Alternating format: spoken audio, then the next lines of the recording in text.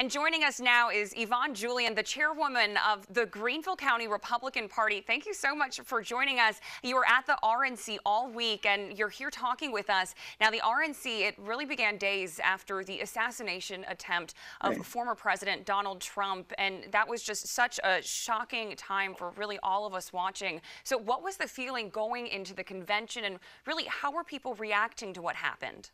Right. Well, to be a part of history, it's an amazing feeling, Dana. So yeah, so I think the initial reaction because I came in early and I was here the day of the assassination attempt. So the initial reaction for those of us that was here early was shock, shock. And then until we learned that he was okay. So the way he described things last night, when after he ducked under ducked under that bunting that goes around the platform at the rally, and people thought he was, gone then. And so that initial feeling was first shock and then followed by a lot of anger. Then it turned into jubilation because it was, the best event. It ranks up there with things like the weddings, just all of those seminal life events because it was just so phenomenal.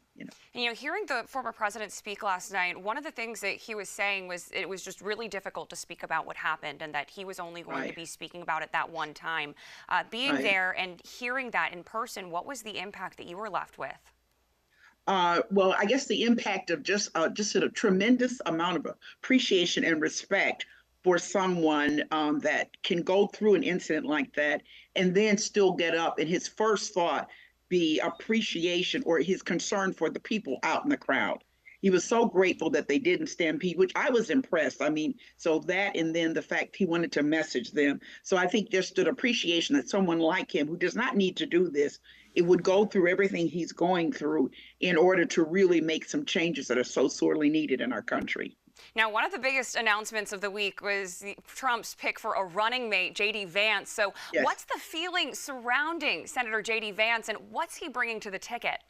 Yes, exactly. Well, such a great question. And so I think he was, out of the choices, he was the perfect pick because what I love about the Trump with that business mindset is everything he does reinforces the message and the strategy. So what JD Vance represents is that ordinary, everyday American. If you listen to his story, that's a story that happens in Greenville. We just don't hear about those people because the impact of drugs on our country, what it does to breaking up families, so when you get into the details of the story, you understand exactly what's happened. And we probably have friends or family people that we know who've gone through that same, but because marriages break up because of drugs, it ends up, ends up causing a problem for, kids being raised, a grandmother stepping in. That happens all the time in the Black community. So that's an American story. And he was a perfect choice. Now, the theme of the week, it really appeared to be unity. We heard so many of the speakers get up on stage and speak about unity. The Republican Party got kind of heated toward the end, especially between former President Trump and former South Carolina Governor Nikki Haley. So does the party feel more united now? And how do things look going forward and going up to November?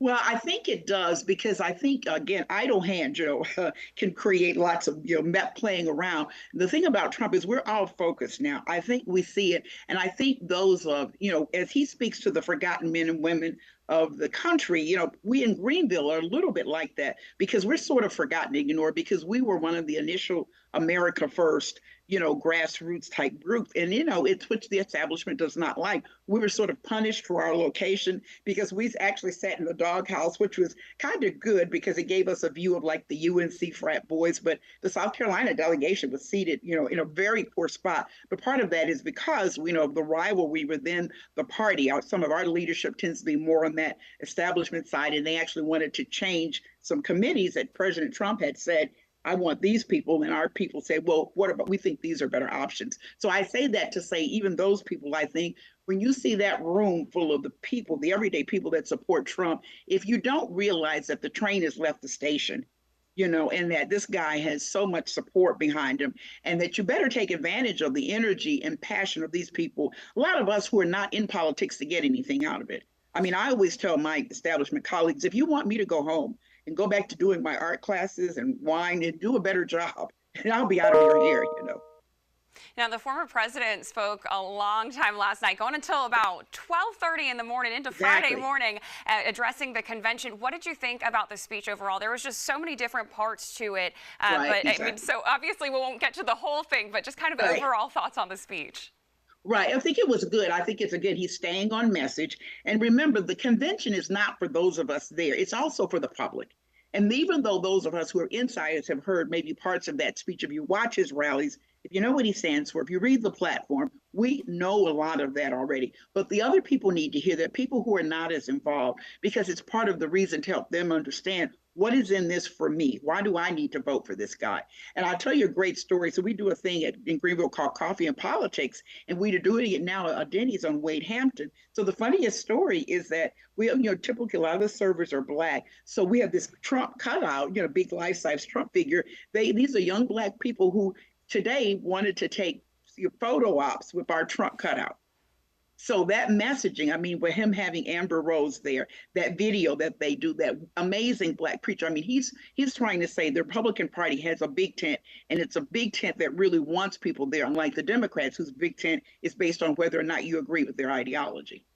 Going as a delegate and kind of coming back with the experience, do you think, how will you be speaking about your experience and sharing, just kind of how the whole week went back here at home?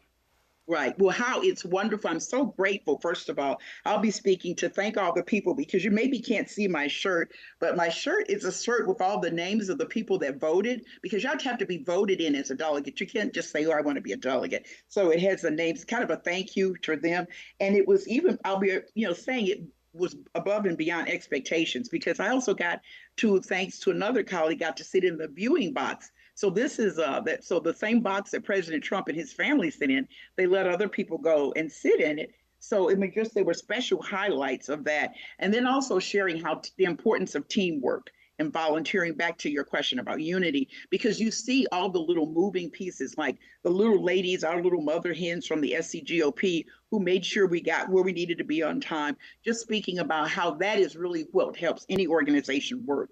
And though people at the top a lot of times don't talk about the forgotten men and women or the people at the bottom, those are the people that the sort of the nuts and bolts of an organization. So that'll be the messaging, because I'm focused on our people helping other states help get Trump get elected. South Carolina's not a problem, but we need to help him in Virginia and play in Nevada. Sam Brown is one of my new heroes, so I'm really want to help him get elected. So that's going to be my messaging around. We all are together. This is only going to work with unity and teamwork.